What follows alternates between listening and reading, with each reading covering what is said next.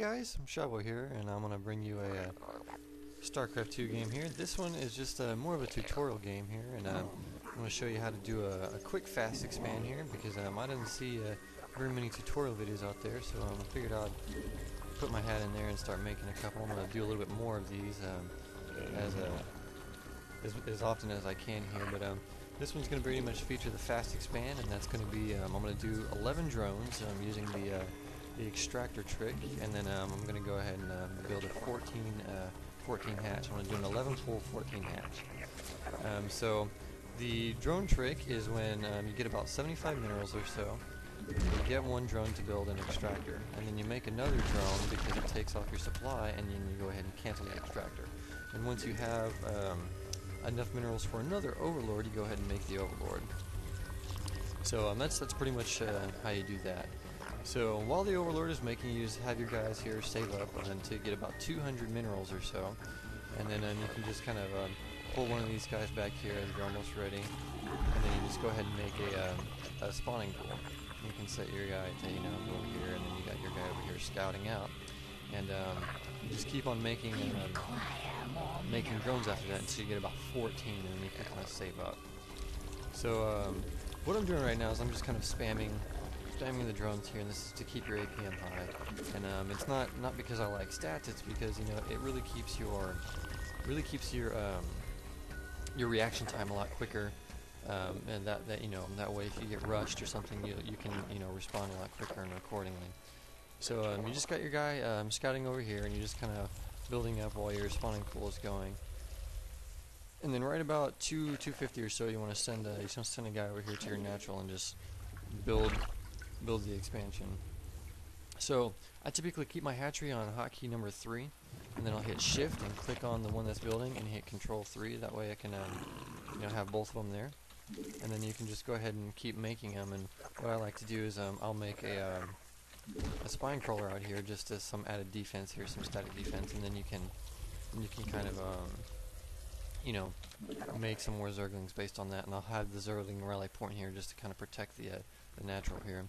And generally you can get this going. I don't know what that guy's doing here, but generally you can get this going before they get some good units out here. You can just keep on making Zerglings and send them over there, and then you can start making your queen and any other offensive units or any other defense or whatever else you want to do. But I find that works out pretty well. So you can just kind of keep these guys coming up here, or you can kind of send them over to scout, or whatever you want to do. But the reason I do 3 is because 3 is the closest to S, and S is the select larva. So that's what I like to do. And you can just keep on making Zerglings. And the reason the fast expand works so well is because of the Zergling. They are dirt cheap. They are extremely quick to get, and you can just you can get a lot of them very quickly, so you can kind of defend your base. And here you just want to scout out your guy, and you kind of just want to keep on making Zerglings and just have them just scout it out and see what's going on. And then you can just kind of hotkey them around and do whatever they want. So now that you got this your expansion out here, you want to grab a couple drones or a few drones and just send them over here. And then you can just kind of make some more, and you can come out and just have her do the spawn larva thing, and then you pull this guy up, pull your guy up over here, and then you just kind of put him in between the hatchery and then the ramp, and then you also have like Zerglings up here just kind of chilling out and doing whatever they need to do. And then you just build the rest of your forces up here, and you already have a ton of minerals, and that works out pretty well. So you got both your mineral lines saturated here. So you just want to keep your spawn larva ability up. So you just want to keep on pushing them, and then you also want to keep all your macro up here in your base, and that way you don't run out of troops or anything. You're not really too you don't get behind. Sorry if this seems a little scattered, but I'm actually commentating as I'm playing. So, like I said, I'm planning to do a little bit more of these.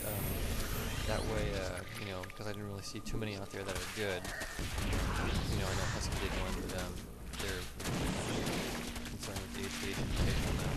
So So that's pretty much what you do, and then you just you know, keep on building from there, and you can kind of, you know, start doing your lair and whatnot, and just keep on pumping out the zealots. That's pretty much how you do it, and then you can either tech to a lair, or you can keep going Zergling, or, you know, roach, or whatever you want to do. I typically skip the roaches now, because roaches are so easily counterable, and they don't work out all that well.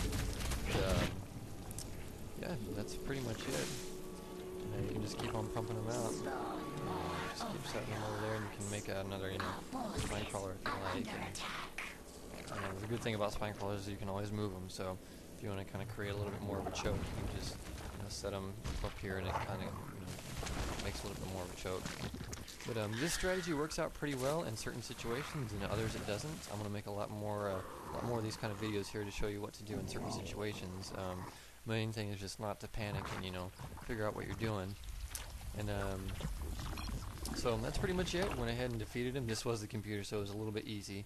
But even still, that's I think that's pretty quickly. That's pretty quick to get your fast expand going up, and you also have a ton of minerals that you can use, and you can keep on pumping out Zerglings. Or as soon as your lair tech is done, you can, you know, get them over here and, you know, make a spire or make a hydra stand or whatever you want to do.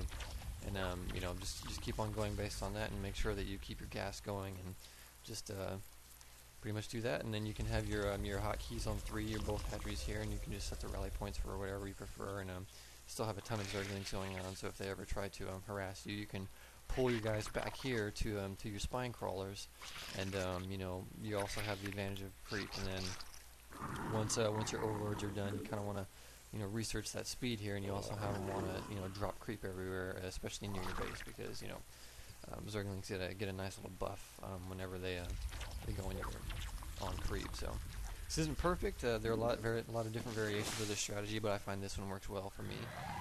And it was a little bit poorly executed, because I was actually talking as I was doing it. So I'm usually a lot more efficient here. But anyway, hope you enjoyed this. More of these kind of videos to come.